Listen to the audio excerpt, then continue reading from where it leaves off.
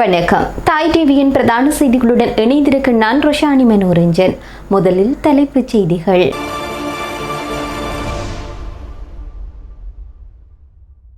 ஆனந்த் விஜயபாலுவிற்கு அச்சுறுத்தல் விடுத்த குற்றச்சாட்டு. ராஜாங்கனி சத்தாரத்ன தேரர் கைது. பழைய பிக் பாக்கெட் முறை போய் இப்போது ஹேக்கர்ஸ். அரசை கடுமையாக சாடும் நாமல். இலங்கை வியட்நாம் நேரடி விமான சேவை ஆரம்பம். ஜனாதிபதி வெளியிட்ட அறிவிப்பு. தமிழக அரசியலில் குழப்பம். தவிக தலைவர் விஜயின் உயிருக்கு ஆபத்து. போலீசில் முறைப்பாடு. ஈரானின் முக்கிய ராணுவ தளங்களை இலக்கு வைத்து அமெரிக்கா. ட்ரம்பின் நையாண்டி பதில். பாகிஸ்தான் வெளியுறவு அமைச்சருடன் ஈரான் அமைச்சர் அவசர ஆலோசனை. இனி விரிவான செய்திகள்.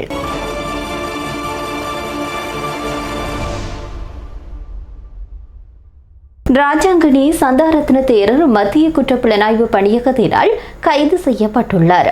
பொதுமக்கள் பாதுகாப்பு அமைச்சர் ஆனந்த் விஜயபால மற்றும் போலீஸ் மா அதிபர் பிரியந்த வீரசூரிய ஆகியோருக்கு எதிராக சமூக வலைதளங்களினூடாக அச்சுறுத்தல் விடுத்த குற்றச்சாட்டின் அடிப்படையில் அவர் எவ்வாறு கைது செய்யப்பட்டுள்ளார்.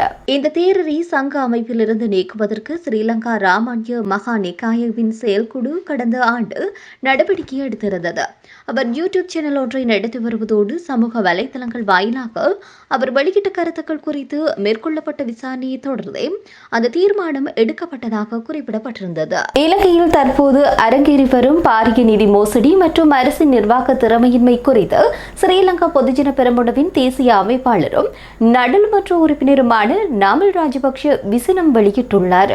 நேற்றைய தினம் நடைபெற்ற மக்கள் சந்திப்பின் பின்னர் ஊடகங்களுக்கு கருத்து தெரிவித்த அவர் தற்போதைய அரசை ஹேக்கர்களின் அரசு என்று வர்ணித்துள்ளார். நிதி அமைச்சின் செயலாளர் ஒருவரின் செயல்பாட்டால் 80 கோடி ரூபாவிற்கும் அதிகமான மக்கள் பணம் மாயமாகியுள்ளது. டாலரின் மதிப்பு அதிகரித்துள்ள நிலையில் இந்த இழப்பின் பெறுமதி இன்னும் பல மடங்காகும். இவ்வளவு பெரிய தொகை கொள்ளையடிக்கப்பட்டும் நிதி அமைச்சரான ஜனாதிபதியும் மத்திய வங்கியும் இன்னும் உறக்கத்தில் இருப்பது வேடிக்கையாக உள்ளது. அரசின் மீதான ஊழல் பட்டியலை வரிசைப்படுத்திய நாமல் ராஜபக்ஷ இவ்வாறாக சுட்டிக்காட்டினார். தனியார் வங்கி ஒன்றில் 13 பில்லியன் ரூபாய் திருடப்பட்டவை, தபால் திணைக்களம் மற்றும் வீதி அபிவிருத்தி அதிகார சபையின் நிதி கையாடல், துறைமுகத்திலிருந்து 323 கொள்கலன்கள் மாயமாக்கியுள்ளவை, பழைய பிக் பாக்கெட் முறையை தாண்டி எப்போதும் அதிநவீன ஹேக்கர் முறையினூடாக அரசு மக்களின் பணத்தை கொள்ளையடிக்கிறது என்று பகிரங்கமாக குற்றம் சாட்டினார். கச்சத்தீவு விவகாரத்தில் இந்தியாவோ அல்லது எந்த ஒரு மாநில முதலமைச்சரோ இலங்கையின் இறையாண்மைக்கு உட்பட்ட விடயங்களில் தன்னிச்சையாக தீர்மானம் எடுக்க முடியாது என்றும் அவர் வலியுறுத்தினார். மேலும் நீதிமன்றத்தில் உள்ள வழக்குகளை ஜனாதிபதியும் நீதி அமைச்சரும் மேடைகளில் பேசி அரசியல் மயப்படுத்தப்படுவது வெட்கக்கேடானது. மணிக்கு 1000 கிலோமீட்டர் வேகத்தில் நாட்டை நகர்த்துவோம் என கூறி ஆட்சிக்கு வந்தவர்கள் இன்று தொடருந்தின் வேகத்தை 20 கிலோமீட்டராக குறைந்துள்ளனர். மஹிந்த ராஜபக்சவின் காலத்திற்கு பிறகு தொடருந்து பாதைகள் புனரமைக்கப்பட எந்த திட்டமும் இல்லை. மழையினால் சேதமடைந்த பாதைகளை கூட திருத்த முடியாத கையாளாகாத அரசாக உள்ளது. அரசின் ஊழல்கள் குறித்து ஐரோப்பிய ஒன்றியத்திடம் முறைப்பாடுகள் செய்யும் அளவிற்கு நிலைமை மோசமடைந்துள்ளது என்றும் பொய் பிரச்சாரங்களுக்கு மக்கள் விரைவில் பாடம் புகட்டுவார்கள் என்றும் நாமல் ராஜபக்ஷ எம்பி தன்னுடைய உரையில் மேலும் தெரிவித்தார். வியட்நாம் ஏர்லைன்ஸ் இந்த ஆண்டு இலங்கைக்கும் வியட்நாமிற்கும் இடையே நேரடி விமான சேவைகளை தொடங்க உள்ளதாக ஜனாதிபதி அன்ருகுமார திசாநாயக்க தெரிவித்துள்ளார். உத்தியோகபூர்வ விஜயம் மேற்கொண்டுள்ள இலங்கை வந்துள்ள வியட்நாம் ஜனாதிபதி அன்ருகுமார திசாநாயக்கவும் இணைந்து பங்கேற்ற ஊடகவியலாளர் சந்திப்பின் போது இவ்வாறு குறிப்பிட்டுள்ளார். இதேவேளை இருதரப்பு வர்த்தகம் 2030 ஆண்டளவில் $1 பில்லியன் அமெரிக்க எட்டும் என்று அவர் தெரிவித்தார். அத்துடன் அனைத்து துறைகளிலும் இரு நாடுகளினதும் உறவுகளை வலுப்படுத்த வியட்நாம் விரும்புவதாக அந்த நாட்டு ஜனாதிபதி மேலும் குறிப்பிட்டார்.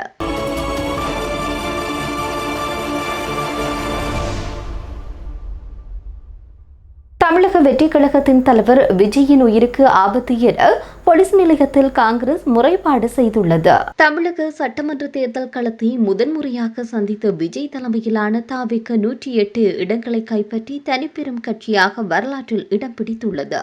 இந்த நிலையில் விஜயை ஆட்சி அமைக்க அனுமதிக்கும்படி ஆளுநருக்கு பல கட்சிகள் வலியுறுத்தி வரும் நிலையில் பெரும்பான்மையை நிரூபித்தால் மட்டுமே ஆட்சி அமைக்க முடியும் என தமிழக ஆளுநர் திட்டவட்டமாக மறுத்துள்ளார். இந்த நிலையில் விஜய்க்கு பாஜக நெருக்கடி கொடுப்பதாகவும் அவரின் உயிருக்கு அச்சுறுத்தல் இருப்பதாகவும் டிஜிபியிடம் சென்னை மேற்கு காங்கிரஸ் தலைவரும் கவுன்சிலருமான டில்லி பாபு முறைப்பாடு அளித்துள்ளார். விஜய்க்கு இக்கட்டான சூழ்நிலையை ஏற்படுத்தும் நிலையில் அவருடைய உயிருக்கு அச்சுறுத்தல் ஏற்பட்டுள்ளது. இத்தகைய சூழ்நிலையை கருத்தில் கொண்டு அவருக்கும் விஜயுடன் கைகோர்த்திருக்கும் காங்கிரஸ் எம்எல்ஏக்களுக்கும் பாதுகாப்பு அளிக்கப்பட வேண்டும் என குறிப்பிட்டுள்ளார். ஈரானின் மிக முக்கியமான ராணுவ தளங்கள் மீது அமெரிக்க படைகள் வான்வெளி தாக்குதலை நடத்தியுள்ளது. அமெரிக்க மத்திய கட்டளை தலைமையகம் இதனை அதிகாரப்பூர்வமாக அறிவித்துள்ளது. ஹார்முஸ் நீரிணையில் அமெரிக்க போர்க்கப்பல்களை இலக்கு வைத்து ஈரான் நடத்திய தாக்குதலுக்கு பதிலடியாக இந்த நடவடிக்கை மேற்கொள்ளப்பட்டுள்ளதாக தெரிவிக்கப்படுகிறது. அமெரிக்க கடற்படையின் வழிகாட்டப்பட்ட ஏவுகணை அழிப்பு கப்பல்கள் சர்வதேச கடல்வழி பாதையான ஹார்முஸ் நீரிணையை ஓமான் வளைகுடாவை நோக்கி பயணித்திருந்தன. அதன்போது ஈரானிய படைகள் எவ்வித முன்னறிவிப்பும் என்று ஏவுகணைகள், ஆளில்லாத விமானங்கள் மற்றும் சிறிய படகுகள் மூலம் அமெரிக்க கப்பல்களை வழிமறித்து தாக்குதல் நடத்த முயன்றுள்ளது. ஈரானின் இந்த நடவடிக்கையை முறியடித்து அமெரிக்க படைகள் தற்காப்புக்காக பதிலடி தாக்குதல்களை தொடுத்துள்ளது. இதில் ஈரானின் ஏவுகணைகள் மற்றும் ட்ரோன்கள், ஏவுதளங்கள், கட்டளை மற்றும் கட்டுப்பாட்டு மையங்கள், உளவு மற்றும் கண்காணிப்பு நிலையங்கள் போன்ற முக்கிய ராணுவ கட்டமைப்புகள் அமெரிக்காவினால் குறிவைத்து தாக்கியளிக்கப்பட்டுள்ளது. இந்த மோதலில் அமெரிக்காவின் போர்க்கப்பலுக்கோ அல்லது சொத்துக்களுக்கோ எந்தவிதமான பாதிப்பும் ஏற்படவில்லை என சென்ட்கோம் தெரிவித்துள்ளது. இதற்கிடையில் அமெரிக்க ஜனாதிபதி டொனால்ட் ட்ரம்ப் இந்த தாக்குதல்கள் தொடர்பில் தெரிவிக்கையில், தற்போது நடைமுறையில் உள்ள போர் நிறுத்த ஒப்பந்தம் முடிவுக்கு வரவில்லை. இது ஒரு பெரிய அளவிலான தாக்குதல் அல்ல, வெறும் அன்பான தட்டல் மட்டுமே என்று குறிப்பிட்டார். ஈரானிய வெளியுறவு அமைச்சர் அப்பாஸ் ஆராக்ஷி பாகிஸ்தான் வெளியுறவு அமைச்சருடன் கலந்துரையாடியுள்ளார். ஈரானின் வெளியுறவு அமைச்சர் அப்பாஸ் ஆராக்ஷி தன்னுடைய பாகிஸ்தான் வெளியுறவு அமைச்சர் இஷாக்தாருடன் கலந்துரையாடலில் ஈடுபட்டுள்ளார். தொலைபேசி வாயிலாக பிராந்தியத்தின் சமீபத்திய முன்னேற்றங்கள் குறித்து ஆலோசித்துள்ளார். இந்த உரையாடலின் போது பேச்சுவார்த்தை மற்றும் ராஜதந்திர நடைமுறைகளை தொடர்ந்து முன்னெடுப்பதன் அவசியம் குறித்து பிராந்திய நாடுகளுக்கு இடையிலான ஒத்துழைப்பை மேம்படுத்துவது குறித்தும் இரு அமைச்சர்களும் வலியுறுத்தியுள்ளதாக ஆராக்ஷியின் சமூக வலைதளத்தில் தெரிவிக்கப்பட்டுள்ளது. போரை முடிவுக்கு கொண்டு வருவதற்கான அமெரிக்காவின் புதிய திட்டத்தை ஈரான் பரிசீலித்து வரும் சூழலில் இந்த ஒப்பந்தம் குறித்து இஸ்லாமாபாத் நம்பிக்கை வெளியிட்டுள்ள நிலையில் இந்த உரையாடல் நிகழ்ந்துள்ளது. இத்துடன் தாய் டிவியின் பிரதான செய்திகள் நிறைவடைகின்றன. நன்றி.